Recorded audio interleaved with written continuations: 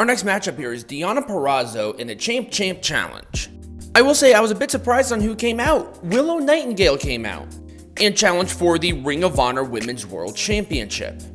So that whole thing at Supercard of Honor was for naught because she went for the actual Ring of Honor Women's World Champion.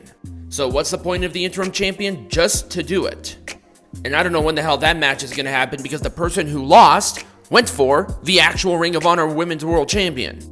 We're seeing a lot of Willow Nightingale. I can see the potential in her, but I just don't think she's quite ready to be in these positions.